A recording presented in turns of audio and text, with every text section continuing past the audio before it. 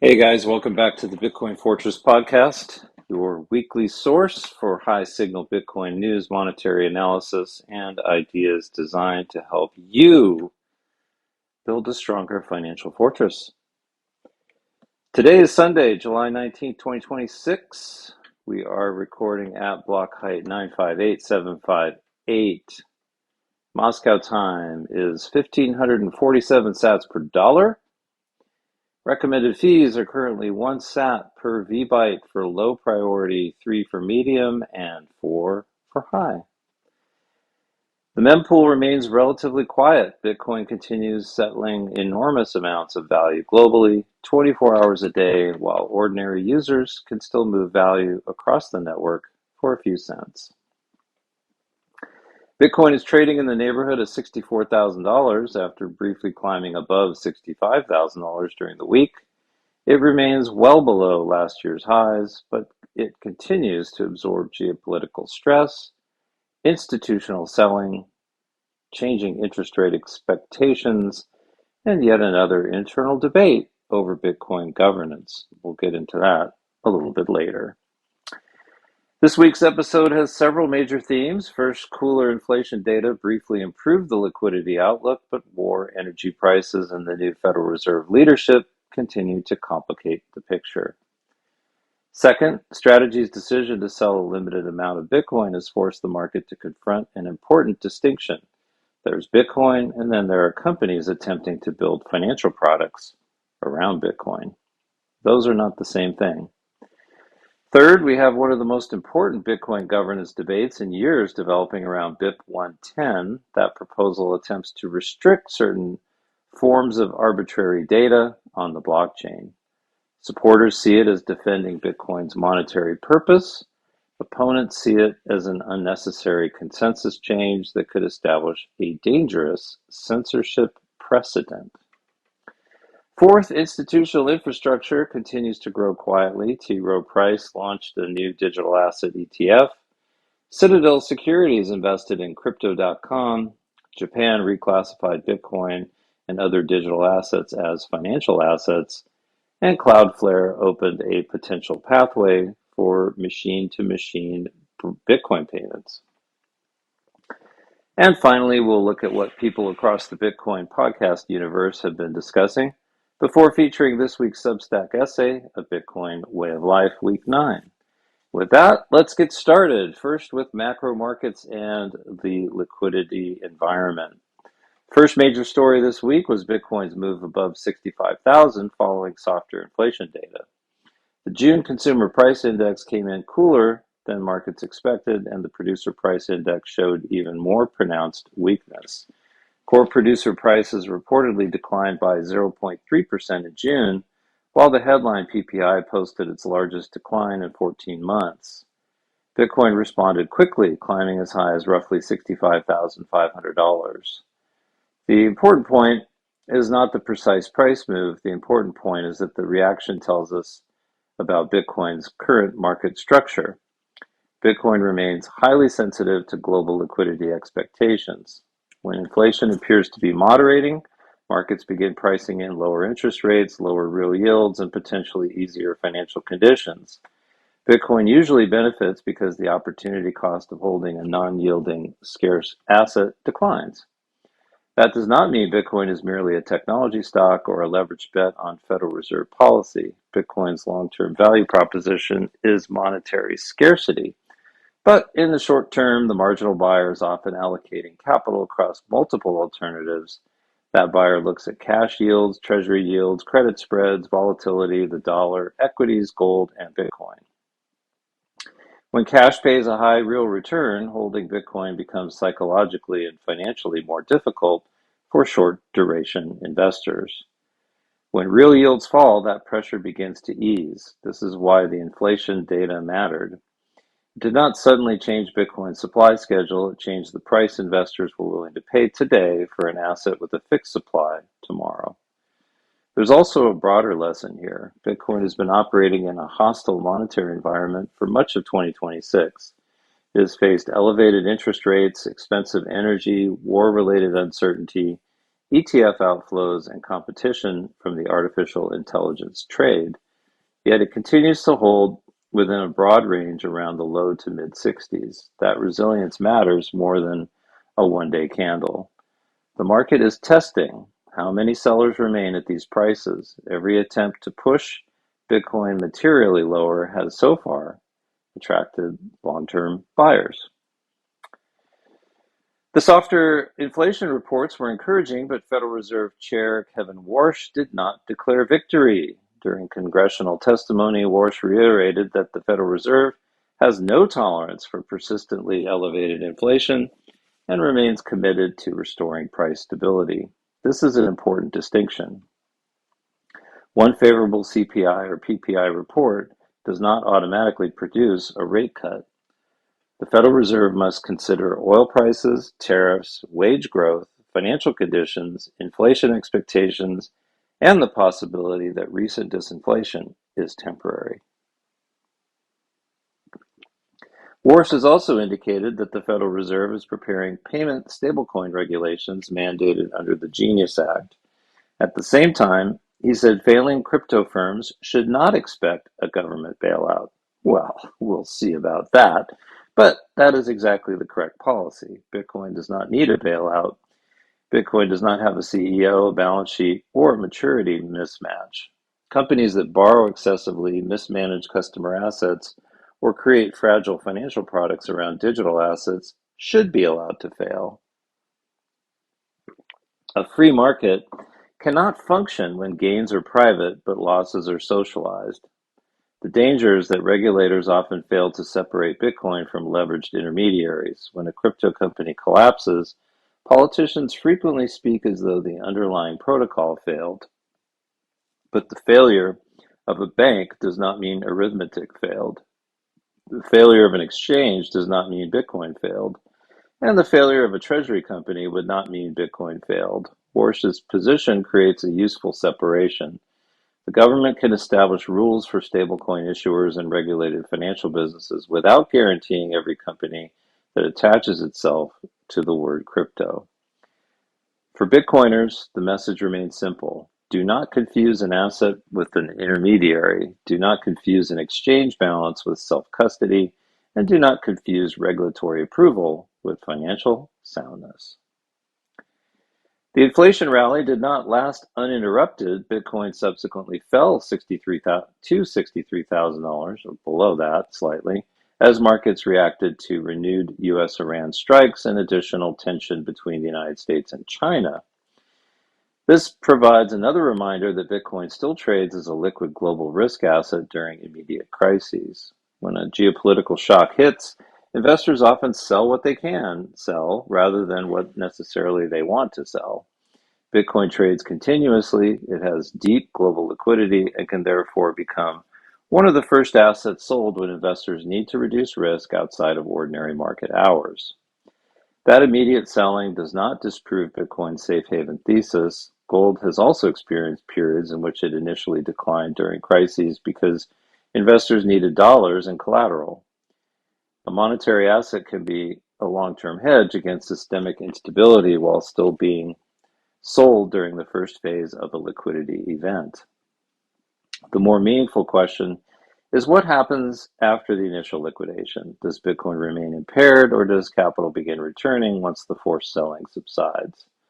This week, buyers repeatedly reappeared around the lower end of the range. Spot Bitcoin ETFs also returned to net inflows on some days, including approximately $181 million during the rebound. That suggests the market is not treating the current geopolitical situation as a fatal problem for Bitcoin. It is treating it as a reason to demand a higher short-term risk premium.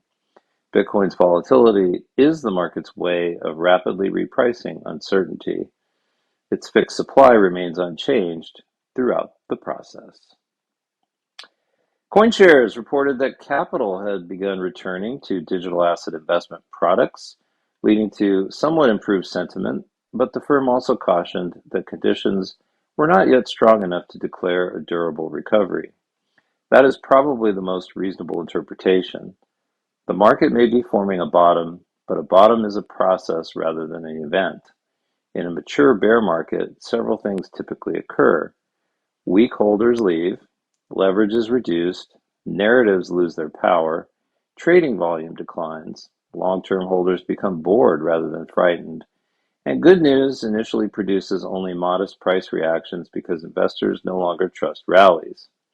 We've seen many of those characteristics in 2026.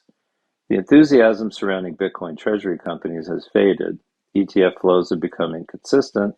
Retail attention has moved towards artificial intelligence and other speculative themes. Bitcoin searches, social activity, and sentiment have weakened. None of that guarantees the bottom is in, but it does create better long-term conditions than the universal optimism we experienced near the highs. Bull markets make Bitcoin feel easy. Bear markets transfer Bitcoin from people who wanted rapid profits to people who understand what they own. The key word remains patience. Next up, Bitcoin treasury companies face their first real stress test. Reuters published an important analysis this week examining Strategy's recent Bitcoin sales and the deterioration in the wider digital asset treasury sector. Strategy has sold approximately $218 million of Bitcoin this year to help fund preferred stock dividends and replenish its dollar reserve. It has also authorized up to $1.25 billion in additional Bitcoin sales as part of its updated capital plan. This has generated considerable controversy because Michael Saylor spent years telling investors never to sell their Bitcoin. But the situation requires nuance. Strategy is not Saylor's personal hardware wallet. It is a publicly traded corporation with operating expenses, preferred dividends, debt obligations, and a complex capital structure. Once a company promises cash distributions, that cash must come from somewhere. During favorable markets, Strategy can issue common stock or preferred securities above net asset value and use the proceeds to buy more Bitcoin. That creates a positive flywheel.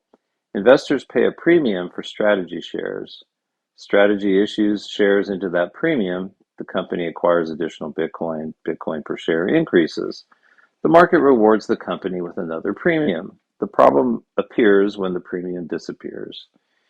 If the company trades below the value of its Bitcoin holdings, issuing common stock becomes dilutive rather than accretive. If preferred dividends continue to require cash, Strategy must use cash reserves, raise more expensive capital, or sell a limited amount of Bitcoin.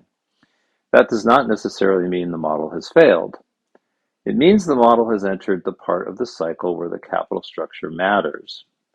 Bitcoiners should evaluate Strategy based on whether its liabilities remain manageable, whether its preferred dividends are adequately funded, whether it can avoid forced selling, and whether any Bitcoin sales are disciplined rather than reactive. The relevant question is not, did Strategy sell a single Satoshi? The relevant question is, can Strategy manage its obligations through a prolonged bear market without entering a destructive liquidation cycle? So far, the amount sold remains small relative to Strategy's holdings, but the psychological significance is larger than the financial significance. The spell has been broken. Strategy is now clearly a Bitcoin financial institution, not simply an immortal vault. Reuters also noted that the aggregate market value of many digital asset treasury companies fell below the net asset value of their holdings late last year. Trading volume across the sector has fallen sharply, and several treasury companies have begun selling portions of their assets. This is where we must separate Strategy from many of its imitators.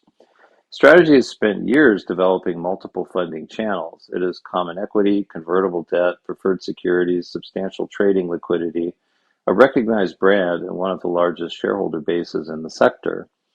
Many copycat companies had none of those advantages. They purchased Bitcoin or other tokens during a bull market and assumed the market would permanently value their stock at a premium to those assets. That was never guaranteed. A treasury company trading at a persistent discount faces a basic problem. Suppose the company owns $100 million of Bitcoin, but its shares trade at a market cap of $70 million. It cannot intelligently issue new shares to buy more Bitcoin because it would effectively be selling $1 of assets for 75 cents. The supposed Bitcoin accumulation engine begins operating in reverse. Management may then repurchase shares, liquidate assets, merge with another company, or attempt to build an actual operating business. This is healthy. The market is distinguishing between companies that created durable financing structures and companies that merely copied a fashionable balance sheet strategy. Bitcoin does not eliminate corporate finance discipline. It increases the penalty for ignoring it. Bitcoin treasury companies may remain an important part of the ecosystem, but many will need to become real businesses rather than passive pools of leveraged exposure. The bear market is revealing which models were built for a cycle and which were built for decades. One of the most relevant podcast episodes this week was Bitcoin Magazine podcast episode 15, featuring Alex Leishman of River, the end of the 4-year Bitcoin cycle, why the BTC capital cycle is next. Leishman argued that Bitcoin's future cycles may increasingly be driven by capital formation rather than the halving alone. The episode also examined treasury companies, Bitcoin banking services, stablecoins, and the difference between Bitcoin as a store of value and Bitcoin as a payment network. This ties directly into the strategy story. The halving still matters because it reduces new Bitcoin supply, but as Bitcoin becomes more integrated into public markets, corporate treasuries, ETFs, lending markets, and global collateral systems, the capital cycle may become equally important. Cheap capital encourages leverage and treasury accumulation. Expensive capital exposes weak structures. Premiums to net asset value expand during optimism and collapse during fear.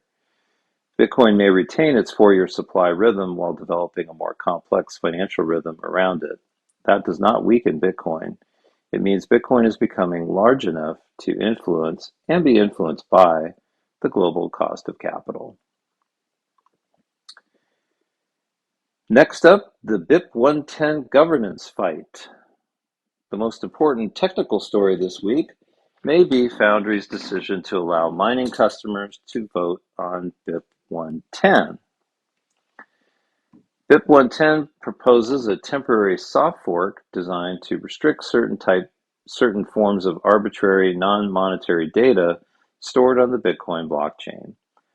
The proposal would limit most new outputs to 34 bytes, restore an 83-byte limit on op return outputs, and reject data pushes above 256 bytes.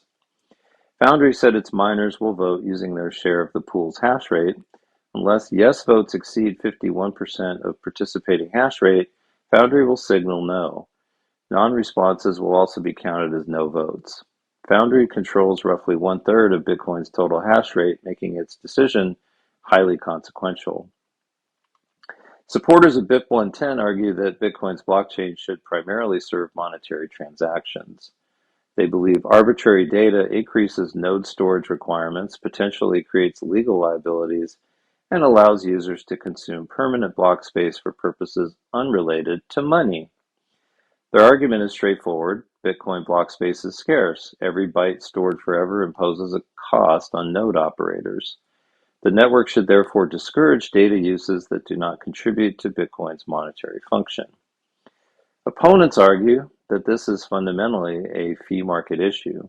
Bitcoin transactions are valid when they follow consensus rules and pay the required fee. The protocol cannot reliably determine whether data is meaningful, monetary, artistic, offensive, useful, or useless. Attempting to distinguish good data from bad data introduces human judgment into consensus. And that creates a dangerous precedent. Today, developers may restrict JPEGs or inscriptions.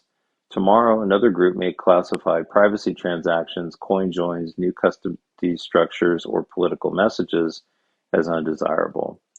This is not really a debate about pictures. It's a debate about whether Bitcoin's consensus rules should be used to police intent. Ocean Mining Vice President Jason Hughes argued that BIP110 appears likely to fail. According to his analysis, node signaling has remained in the range of roughly 7% to 15%, while measurable hash rate support has remained below 1%. The important signaling window is expected near block 961632 in early August. That low support is meaningful. Bitcoin's resistance to change is a feature. Changing consensus rules should be difficult because every full node independently enforces those rules. A proposal should not activate simply because it has passionate advocates or because a handful of prominent people believe it improves the network. It needs overwhelming social and economic support. Bitcoin's governance is intentionally slow, messy, and frustrating. There's no board of directors, there's no product manager, there's no foundation capable of issuing a mandatory software update. Developers can write code, miners can signal, companies can recommend software, but users ultimately decide which rules they enforce. And this is why Bitcoin survived the block size war. Large miners and corporations believed they could coordinate a protocol change, but users demonstrated that economic nodes still had the final say. BIP110 may fail not because its supporters are acting in bad faith, but because the burden of proof for a consensus change is extraordinarily high. That's how it should be. Bitcoin's monetary credibility depends partially on our confidence that nobody can easily alter its rules, even when the proposed alteration appears temporary or well-intentioned. Michael Saylor entered the debate this weekend with a detailed critique of BIP110. Saylor argued that the proposal would use consensus rules to narrow currently valid activity, create a censorship precedent, complicate future development, and increase the possibility of a chain split. He also criticized the proposal's suggested 55% miner signaling threshold as far too low for a controversial change. Saylor's strongest argument is that Bitcoin cannot determine intent. A byte stored on the blockchain could represent an image, a proof, a contract, an authentication record, encrypted data, or an application that has not yet been invented. The protocol sees data and valid scripts. It does not see morality or purpose. The Bitcoin network's neutrality comes from refusing to ask why someone is transacting. That neutrality is one reason Bitcoin can serve people across political, religious, and geographic boundaries. The network does not need to agree with you. It does not need to understand you. It only needs to verify that your transaction follows the rules. There are legitimate concerns about arbitrary data. Permanent storage imposes costs. Some data may create legal complications. And Bitcoin should remain optimized for monetary settlement rather than becoming a general-purpose data network. But the proposed cure may be more dangerous than the disease. Relay policy, minor transaction selection, fee pressure, wallet behavior, and cultural norms can all discourage undesirable uses without changing consensus. Consensus should be the last tool used, not the first. The deeper lesson is that Bitcoin governance requires humility. Every participant believes they are defending Bitcoin, but Bitcoin's durability comes from making unilateral defense extremely difficult. Galaxy released a podcast episode on July 14th titled Robinhood Chain, On-Chain Lending, and Bitcoin's BIP110 Debate. The discussion placed BIP110 in the broader context of how decentralized networks make decisions and how competing visions of legitimate network use become embedded in software. This is one of the recurring philosophical tensions within Bitcoin. Should Bitcoin be narrowly optimized as pristine monetary settlement infrastructure, or should the network remain neutral toward all valid transactions, allowing the fee market to determine usage? Both sides claim to be preserving Bitcoin. One side emphasizes purpose, the other emphasizes neutrality. My own instinct is to favor extreme conservatism at the consensus layer. The rules governing ownership and settlement should change only when the benefits are overwhelming. The risks are well understood, and support is extraordinarily broad. Bitcoin's inability to move quickly is frustrating during technical disagreements, but it is reassuring when we remember that Bitcoin is securing more than $1 trillion of value. We should want the world's hardest money to be difficult to modify. Next up, government policy, regulation, and the strategic reserve. The Clarity Act's prospects deteriorated during the week. prediction markets cut the probability of passage by year-end to approximately 32%, the lowest level since the relevant market opened. The legislation continues to face disagreements over the division of authority between the SEC and CFTC, anti-money laundering requirements, stablecoin provisions, and ethics rules governing public officials' digital asset holdings.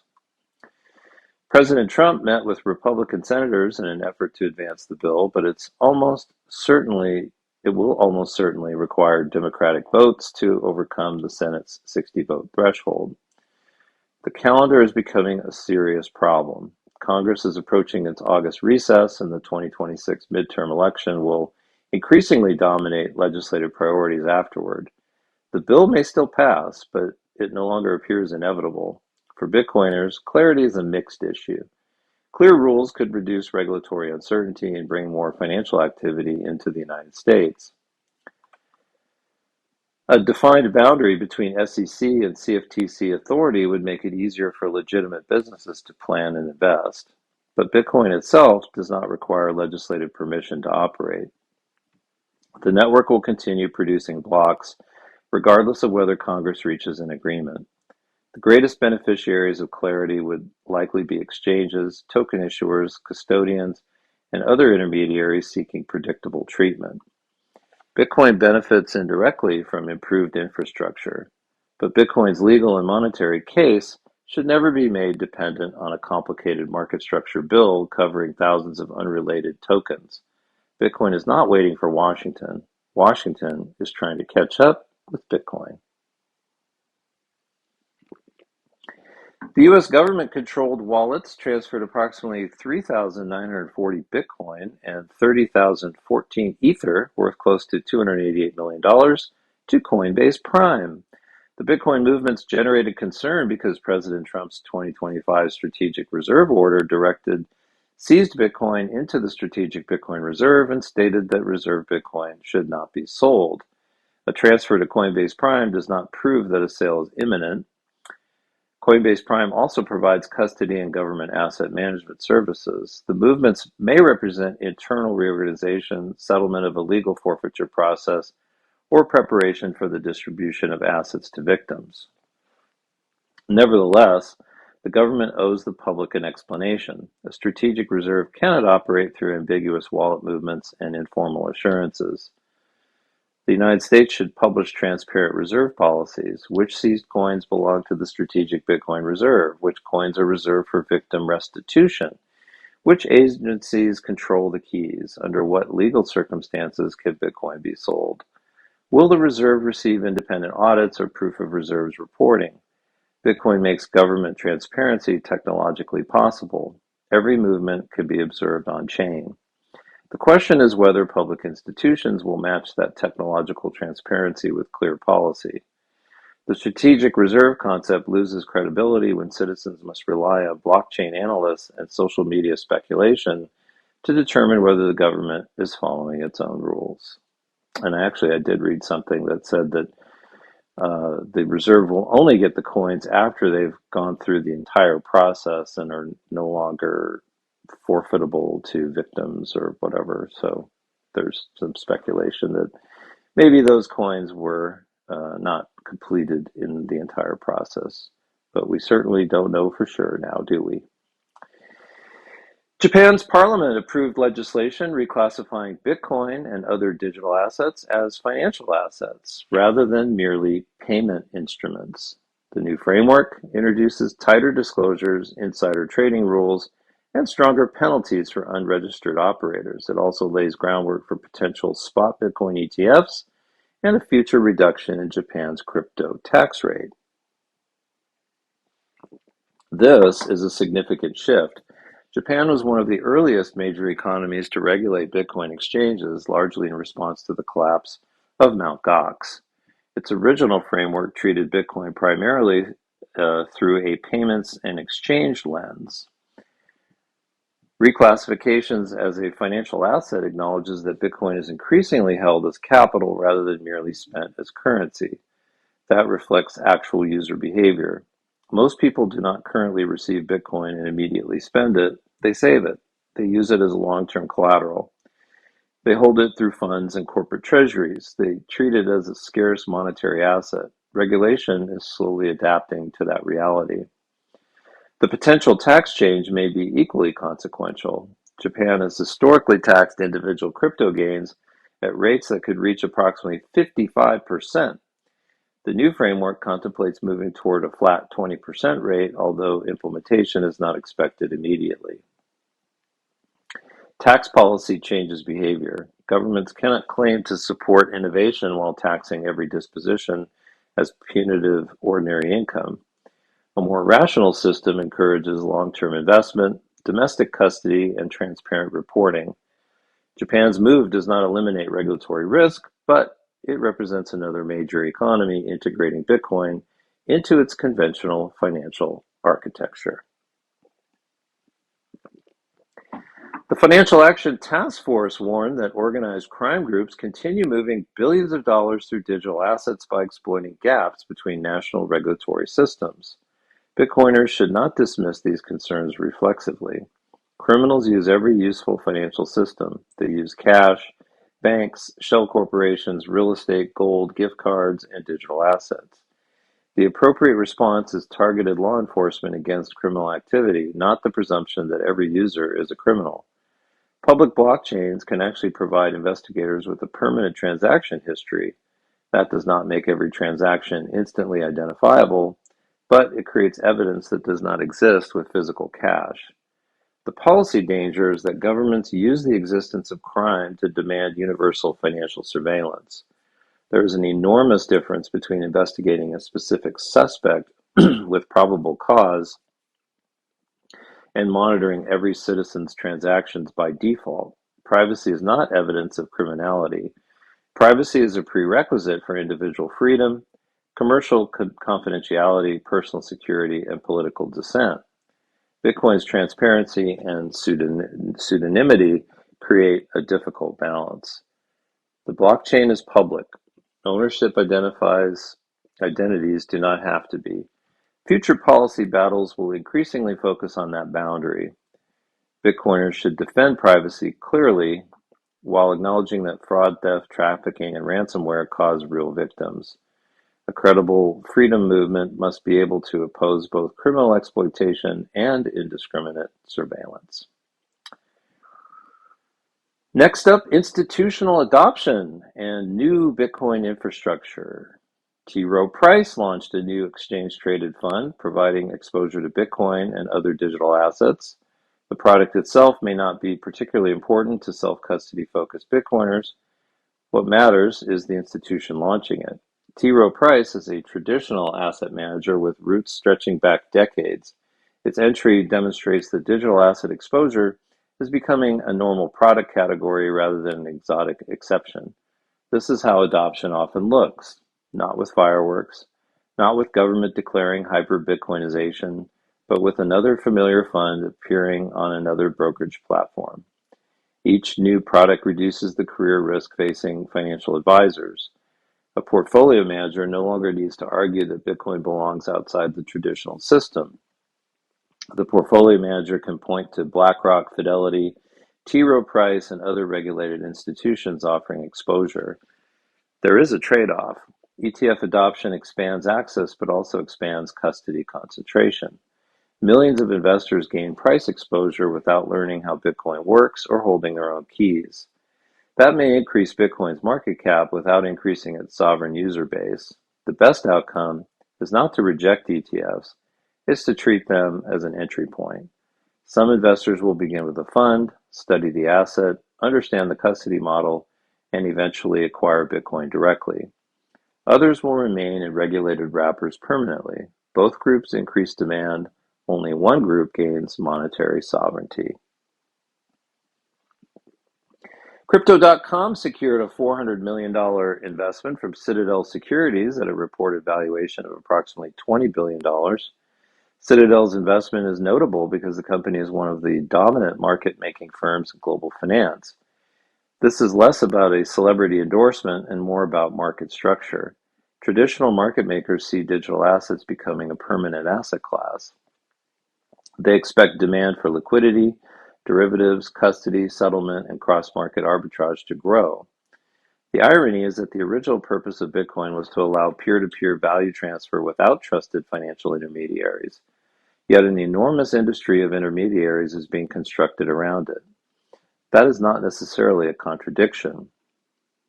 The base layer can remain decentralized while optional services compete above it.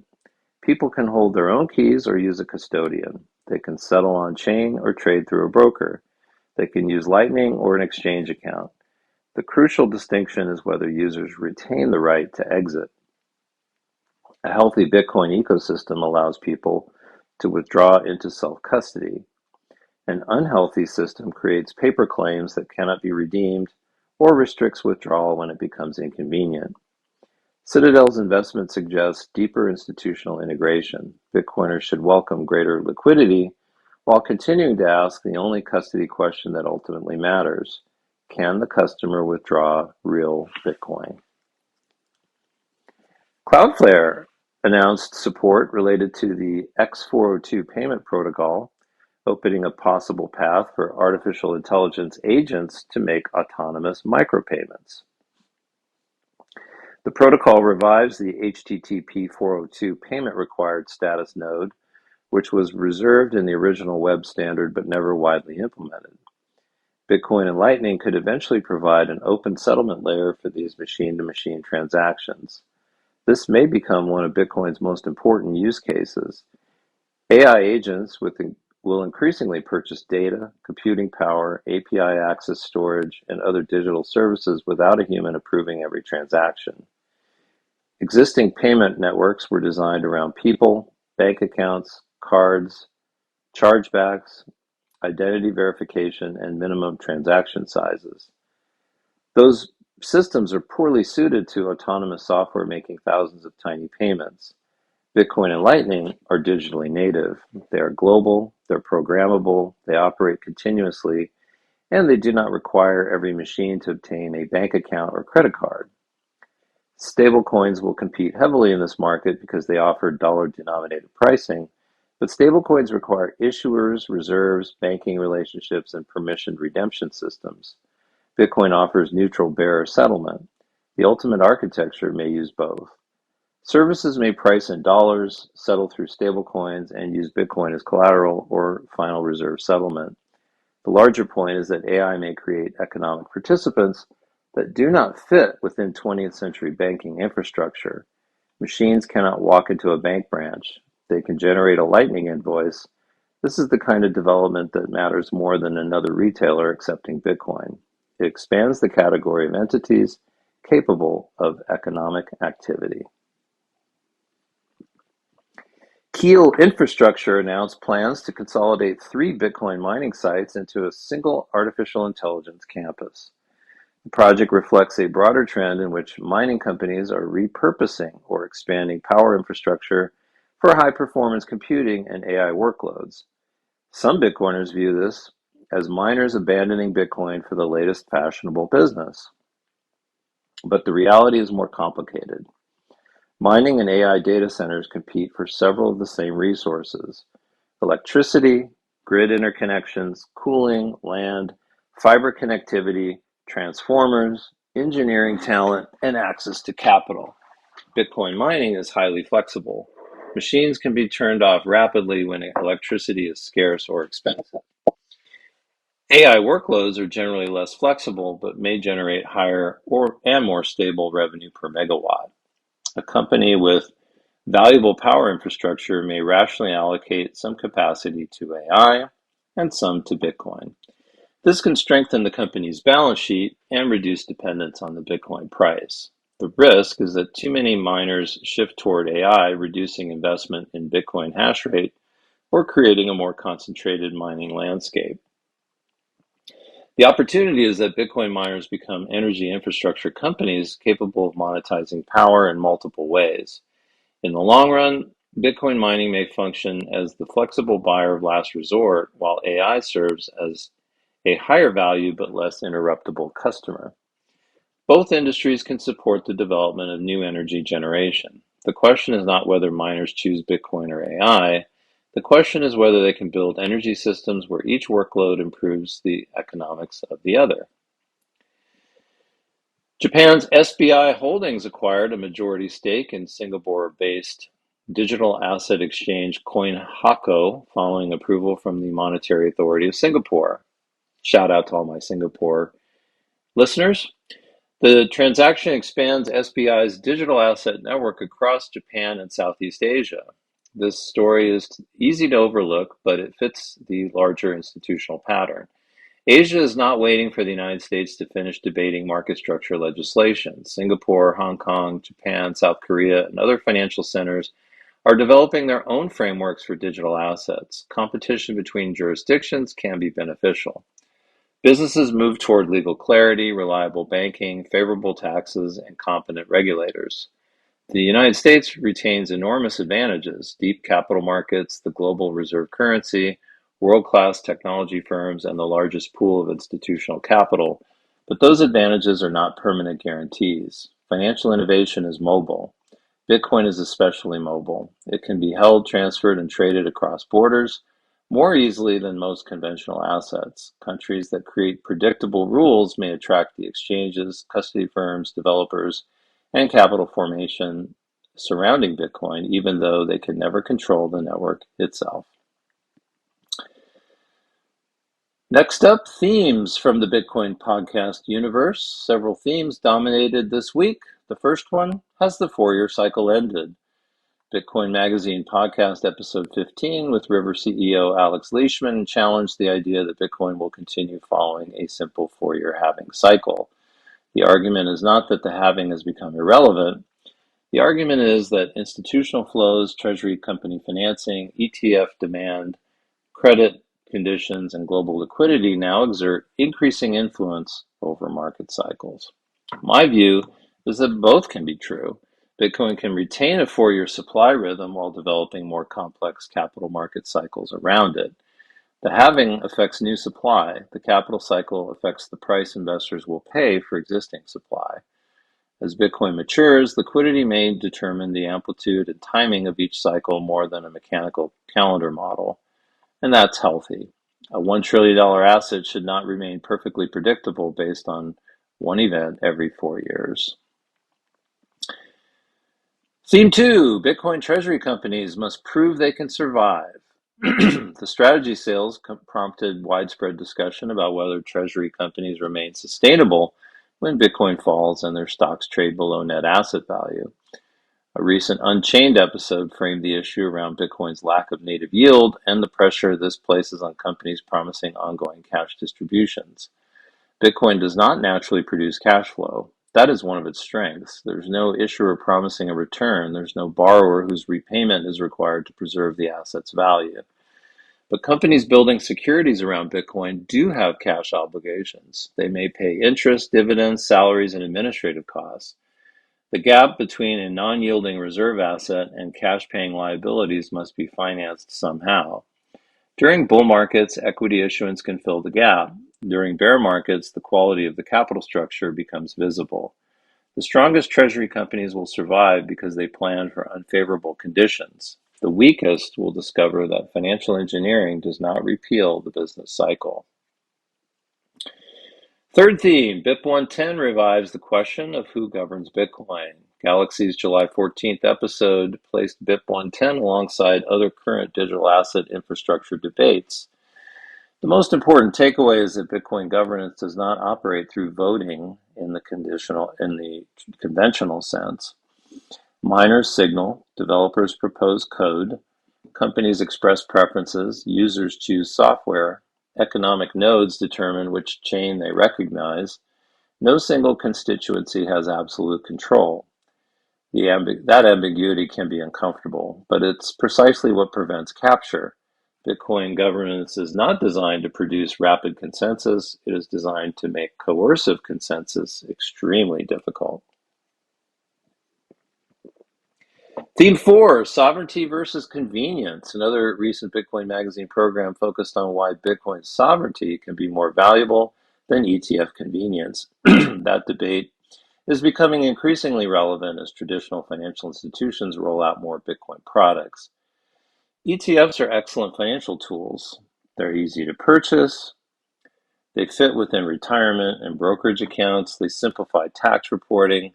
They allow institutional investors to gain exposure without building custody operations. But ETF shares are not bearer assets. They cannot be sent across the world. They cannot be withdrawn to cold storage. They cannot be used without the financial institution's permission. There's nothing wrong with using an ETF where it fits. The mistake is believing that an ETF provides every property Bitcoin provides. Price exposure is not sovereignty. And theme 5, AI may increase demand for digitally native money. Bitcoin podcasts are increasingly connecting AI, machine commerce, and Bitcoin. The Cloudflare X402 announcement provides a tangible example. Autonomous software will need a way to purchase services, compensate other agents, and settle economic activity. Bitcoin and Lightning provide infrastructure that machines could use without asking a bank for permission. The combination of AI and Bitcoin may initially appear strange. One technology creates intelligence without a human operator. The other creates money without a human administrator. Together, they may form the basis of a machine-native economy. Next up, the featured Substack of the week. This week's featured Substack essay is A Bitcoin Way of Life, Week 9. The larger theme in this series is that Bitcoin is not merely an investment decision. It can change the way we think about time, responsibility, consumption, patience, and the future. This week's essay examines the importance of choosing principles over impulses. Modern financial culture encourages constant activity. Trade more, consume more, borrow more, react immediately, check the price, refresh the feed, find the next opportunity. Bitcoin teaches almost the opposite lesson. Study carefully, save consistently, hold patiently, secure what you own, think in years rather than days, and allow compounding to do its work. One of the hardest lessons in investing is that receiving information does not obligate us to act. We can read a persuasive book without immediately restructuring our portfolio. We can hear a compelling podcast without opening a trading application. We can observe a market decline without assuming something must be done. The ability to pause is a form of wealth. Someone who must constantly act remains controlled by the market. Someone who can observe, reflect, and choose deliberately has begun to control himself.